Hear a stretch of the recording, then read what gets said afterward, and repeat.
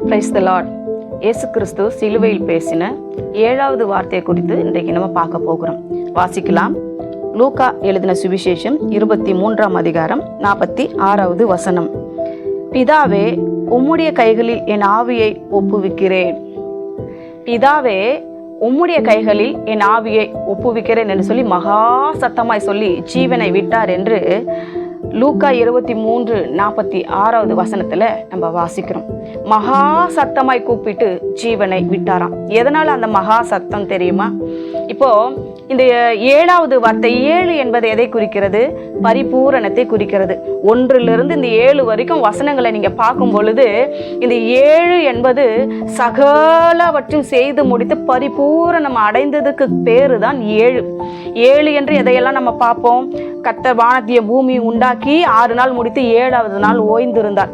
7 வாரங்கள் 70 வருடங்கள் என்று நிறைய வேதத்துல சொல்லப்பட்டிருக்கு. 7 முத்திரை, 7 எக்காலம், 7 கலசம், 7 வருட உபத்திரவ காலம், இப்படி 7 என்று சொன்னால் நிறைய விஷயங்களை நம்ம பார்த்து கொண்டே போகலாம். சபையில 7 சபை என்று வேதத்துல சொல்லப்பட்டிருக்கிறது.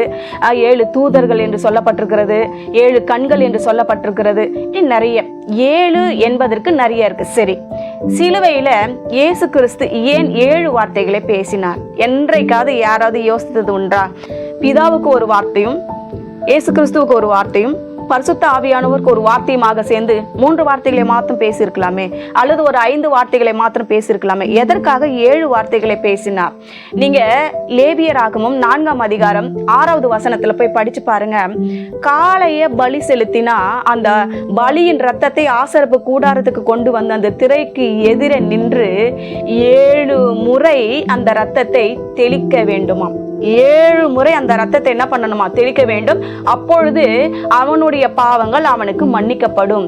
அதுவும் அறியாதவர்கள் செய்த பாவம் அவர்களுக்கு மன்னிக்கப்படும். யாராவது அறியாமல் பாவம் செய்து விட்டார், அவர்களுக்காக 7 முறை ரத்தத்தை தெளிக்க வேண்டும், பலி செலுத்தின அந்த ரத்தத்திலிருந்து. அப்போ இந்த முதல் வார்த்தையை கர்த்தர் என்ன சொன்னாரு? பிதாவே, இவர்களுக்கு மன்னியும், இவர்கள் செய்கிறது இன்னது என்று அறியாது இருக்கிறார்கள். அப்ப அறியாமல் செய்த பாவங்களுக்காக தான் அங்க மன்னிப்பு கேட்டாரு. சரியா? ஆதாம் ஏவாள் கூட என்ன பண்ணாங்க? அறியாம தான் பாவம் செஞ்சாங்க. அவங்க மூலம் தான் உலகத்துக்கு பாவமும் சரி, சாபமும் சரி, இருளும் சரி, அந்தகாரமும் சரி, பிசாசின் கிரியைகளும், மந்திரம், செய்வினை, சூனியம் எல்லாமே அதன் மூலமாக வந்ததுதான், அதன் வழியாக வந்ததுதான். அப்போ இவங்க 2 பேருமே அறியாம செஞ்ச பாவம். இப்ப நம்மளுடைய அவரை சுத்தி நின்ற அத்தனை பேருடைய பாவங்களை மன்னிக்கிறது மாத்திரம் இல்லாம முதல் யார் பாவம் செய்து அவங்க மூலமா அந்த பூமிக்கு பாவம் வந்ததோ அவங்களுமே அறியாம தான் செஞ்சாங்க. அவங்க பாவங்களையும் மன்னியுங்கள் என்று சொல்லி ஒவ்வொரு வார்த்தையாக சொல்லி 7வது வார்த்தைக்கு வந்து மகா சத்தமாய் கூப்பிட்டு ஜீவனை விட்டார் என்று சொல்லப்பட்டிருக்கிறது. தன்னுடைய ஆவி என்ன பண்றாரு? பிதாவின் கைகளில ஒப்பு கொடுக்கிறார். மகா சத்தமாய் கூப்பிட்டார். ஏன் தெரியுமா? அவர் இந்த 7 வார்த்தைகள் சொல்லி முடிக்கும் பொழுது மாத்திரமல்ல, இந்த 7 வார்த்தைகள் மூலமா நமக்கு நிறைய நன்மைகளை கொண்டு வந்திருக்கிறார். அத்தனை காரியங்களும் நமக்காகவே செய்து முடித்திருக்கிறார். இப்போ ஒண்ணுமில்ல, 1 பேதுரு 2ஆம் அதிகாரம் 9வது வசனத்துல போய் படிச்சு பாருங்க.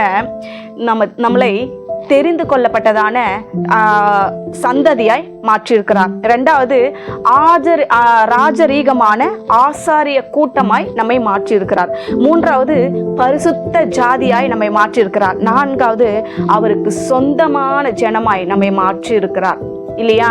இந்த திரைச்சீலை 2ஆக கிழிந்தது இல்லையா? இந்த நேரத்துல பெரிய அந்தகாரம் உண்டாகி திரைச்சீலை 2ஆக கிழிந்தது, இருள வந்த இடத்துல வந்தது என்று நம்ம பார்க்கிறோம். ஏன் தெரியுமா? இந்த பழைய ஏற்பாட்டு காலத்திலேயே இந்த பலி செலுத்தும் போது பலி செலுத்துகிறவர்களும் புறஜாதி மக்களும் தேவனை தொழுது கொள்ளுகிறவர்களும் பிரகாரங்களில் நிற்க வேண்டும். ஆசாரியன் பரிசுத்த ஸ்தலத்தில் நிற்க வேண்டும். மகா பிரதான ஆசாரியன் தான் மகா பரிசுத்த ஸ்தலத்துக்குள் நிற்க வேண்டும். அவர்களுக்கு இடையில ஒரு பெரிய திரைச்சீலை இருக்கிறது. ஏன் அந்த திரைச்சீலை 2ஆக கிழிந்தது? இனிமே ஆசாரியர்கள் என்றும் இல்ல, ராஜாக்கள் என்றும் இல்ல, லேவியர்கள் என்றும் இல்ல, எல்லாருமே ஒன்று என்பதை அறிவிக்கும் பொருட்டே கர்த்தர் என்ன பண்ணினாரு? நமக்கு அந்த இடத்துல மிகப்பெரிய ஸ்லாக்கியத்தை உண்டு பண்ணினார். இந்த வசனத்தை பாருங்க. தெரிந்து கொள்ளப்பட்ட சந்ததியாயும் ராஜரிகமான ஆசாரிய கூட்டமாயும் பரிசுத்த ஜாதியாயும் அவருக்கு சொந்த ஜனமாயும் உங்களை தெரிந்தெடுத்திருக்கிறார். இந்த ஒரு வசனம் இந்த திரைச்சீலை 2ஆக கிழிந்தது நிமித்தம் நமக்கு வந்ததான மிகப்பெரிய கிரீடம், மிகப்பெரிய ராஜ முத்திரை அவர் மூலமாய் நமக்கு கிடைத்தது. சிலுவையில 7 வார்த்தைகளை சொல்லி நமக்கு கர்த்தர் சம்பாதித்து வைத்து போன ஒவ்வொரு காரியங்களும் இந்த 4 காரியங்கள் தான். ஆகையினால இந்த 7 என்பது பரிபூரணத்தை குறிக்கிறது. அது மாத்திரமல்ல, இந்த மகா சத்தமாய் கூப்பிட்டு தன்னுடைய ஆவியை ஒப்பு கொடுக்கிறார். தேவ பிள்ளைகளை, இன்றைக்கு நீங்க பாருங்க, இவ்வளவு நாள் யாரோ ஒருத்தருடைய பிடியில நீங்க வாழ்ந்திருக்கலாம், இல்ல உங்களுடைய அப்பா அம்மா பிடியில நீங்க வாழ்ந்திருக்கலாம், இல்ல மாமனார் மாமியார் பிடியில வாழ்ந்திருக்கலாம், ஏதோ ஒரு அரசாங்க பிடியில வாழ்ந்திருக்கலாம், யாரோ ஒருத்தர் சார்பில் நீங்க வாழ்ந்திருக்கலாம். இனி இந்த நிமிஷத்திலிருந்து எப்படி இயேசு கிறிஸ்துவானவர் தம்முடைய ஆவியை பிதாவின் கைகளில் ஒப்பு கொடுத்தார், அதே போல உங்களுடைய வாழ்க்கையை, உங்களுடைய எதிர்கால திட்டங்களை, உங்களுடைய வாழ்க்கையில நடக்கிற சகல காரியங்களையும் இயேசு கிறிஸ்துவின் கையில நீங்க கொடுத்து பாருங்க. இயேசு கிறிஸ்து உங்களை மிகப்பெரிய அளவுல கொண்டு போய் நிறுத்துவது நிச்சயம். ஏன்னா மனுஷகுமாரனாயும் வாழ்ந்தார், தேவகுமாரனாயும் இந்த உலகத்துல வாழ்ந்தார். எப்பெல்லாம் அதிகாரங்களை கையெடுத்தாலும் அப்பெல்லாம் தேவகுமாரனாய் இருந்தார். எப்பெல்லாம் மனுஷங்களோடு வாழ்ந்தாலும் அப்பெல்லாம் மனுஷகுமாரனாய் இருந்தார். ஆகினால இப்போ நம்ம மனுஷங்களோடு மனுஷர்களா வாழ்ந்து மனுஷங்களுக்கு என்ன செய்ய வேண்டுமோ அத்தனையும் செய்து முடித்து விட்டார். இப்பொழுது தேவகுமாரனாய் பரலோகத்துக்கு ஏறி போகிறார். இப்போ நீங்க என்ன எதுக்காக இந்த பூமிக்கு அனுப்பிச்சிங்களோ, என்ன நோக்கம் நிறைவேற்றும்படி இந்த பூமிக்கு என்னை நீங்க குமாரனா என்னை இந்த பூமிக்கு அனுப்பி கொடுத்தீங்களோ, அது அத்தனையும் நான் என்ன செய்ய போறேன், மொத்தத்தையும் செய்து முடித்து விட்டேன். ஆகையினால நீர் என்னை அனுப்பின காரியம் சகலவற்றை நான் முடித்து விட்டேன். ஆகையினால் நான் உம்மிடத்துக்கு வரப்போகிறேன். பிதாவே, உம்முடைய கைகளில் என் ஆவியை ஒப்புவிக்கிறேன். ஒரு மனுஷன் என்று இருந்தால் அவனுக்குள் இருக்கிறது யாரு? தேவன் தந்த ஆவி. அவன் மரித்து போவான், ஆனால் அவனுடைய ஆவி எங்க போகும்? தன்னை தந்த தேவனிடத்துக்கு அது திரும்பி போகும். அதைத்தான் இயேசு கிறிஸ்து என்ன சொன்னார்? என் ஆவியை உம்முடைய கரங்களில் ஒப்பு கொடுக்கிறேன். அதுக்கு முன்பதாக நீங்க பாத்தீங்கன்னா மத்தேயு 26:45 வசனத்துல இயேசு கிறிஸ்து பாவிகள் கையில தன்னை ஒப்பு கொடுக்கிறதாக இருக்கிறது. இவ்வளவு நேரம் பாவிகள் கையில என்னை ஒப்பு கொடுத்து பட்டு இருந்தது. அவங்க இஷ்டத்துக்கு அவங்களுக்கு என்னெல்லாம் தோணுச்சோ அப்படிலாம் எனக்கு செஞ்சாங்க. இப்ப என்னுடைய ஆவி உம்முடைய கைகளில் ஒப்பு கொடுக்கிறேன், நீங்க பொறுப்பெடுத்துக் கொள்ளுங்க. நீர் எனக்கு கட்டளையிட்டா யாவையும் நான் செய்து முடிச்சுட்டேன், இனி செய்வதற்கு ஒன்றுமில்லை, சகலத்தையும் முடிச்சுட்டேன். அதான் பரிபூரணம். 7வது வார்த்தையாக நான் முடித்து விட்டேன்.